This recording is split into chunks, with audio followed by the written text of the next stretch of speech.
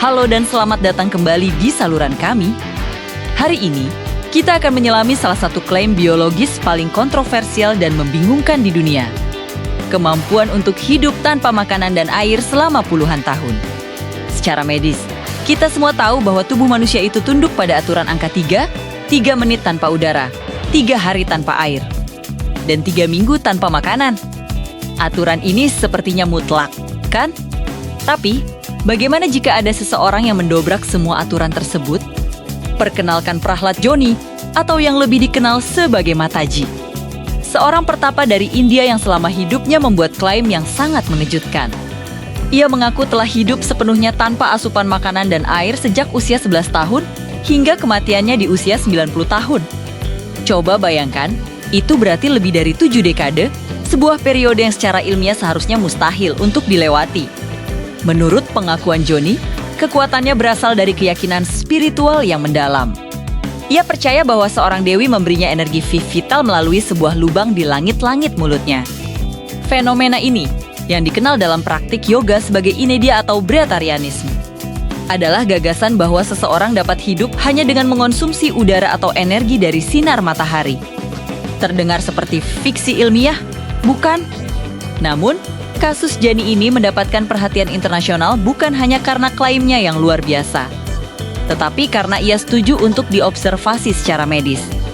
Pada tahun 2003 dan sekali lagi di tahun 2010, Joni menjalani pengawasan super ketat oleh tim dokter militer India di Stirling Hospital selama periode observasi yang berlangsung antara 10 hingga 15 hari.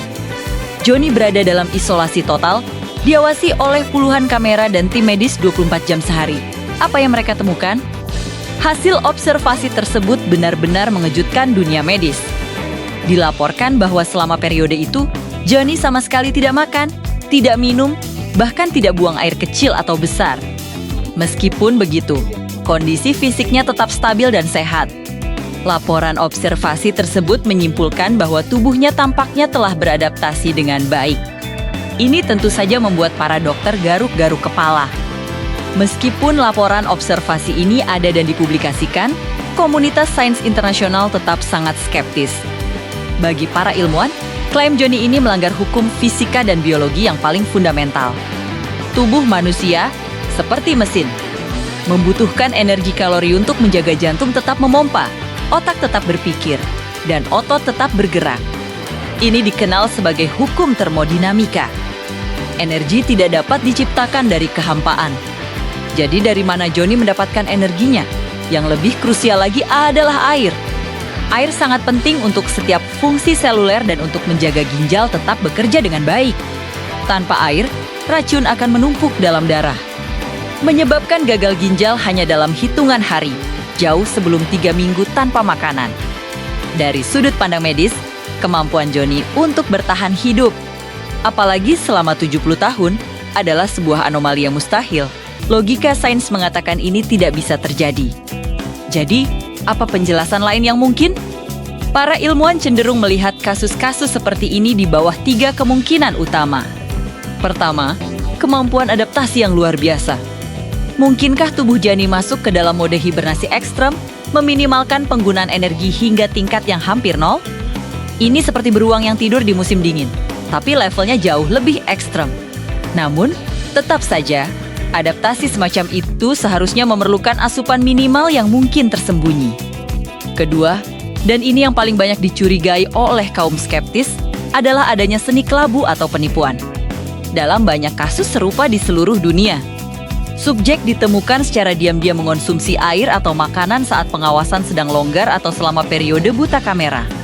Meskipun tim Joni mengklaim pengawasan di rumah sakit sangat ketat, para skeptis tetap mempertanyakan integritas observasi lapangan tersebut. Apakah ada celah yang tidak terlihat? Apakah ada trik sulap yang tidak terdeteksi? Pertanyaan-pertanyaan ini terus muncul. Kemungkinan ketiga adalah kekuatan sugesti atau efek placebo yang ekstrem. Keyakinan spiritual Joni yang sangat kuat mungkin telah mengubah persepsi otaknya terhadap rasa lapar dan haus.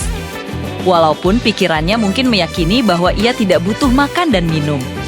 Secara biologis, tubuhnya seharusnya tetap mengalami degradasi dan kerusakan. Pikiran memang kuat, Tapi apakah cukup kuat untuk melawan hukum biologi yang paling dasar? Pak, pada Aki, Prahlad Jani meninggal dunia pada tahun 2020 di usianya yang ke-90, kasusnya tetap menjadi salah satu misteri yang paling gigih dan belum terpecahkan dalam pertemuan antara spiritualitas dan sains. Di satu sisi, bukti observasi di lapangan tampak mendukung klaimnya yang luar biasa. Di sisi lain, logika dan hukum biologi yang kita pegang teguh berkata sebaliknya. Mustahil secara medis, namun seolah terbukti dalam observasi. Sampai hari ini, pertanyaan besar itu tetap menggantung di udara. Apakah Prahlad Jani adalah bukti nyata dari sebuah mukjizat spiritual yang melampaui batas biologi manusia? Ataukah ia adalah seorang ahli ilusi yang sangat piawai dalam menjaga rahasia terbesarnya selama puluhan tahun? Bagaimana menurut kalian?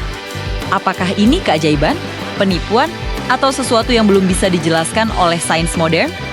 Tulis pendapat Anda di kolom komentar, kami sangat ingin tahu. Dan jika Anda tertarik dengan batas-batas kemampuan tubuh manusia yang luar biasa, jangan lupa klik video kami berikutnya tentang manusia-manusia lain yang terbukti secara sains memiliki kemampuan tubuh yang ekstrem. Terima kasih sudah menonton, sampai jumpa di video selanjutnya.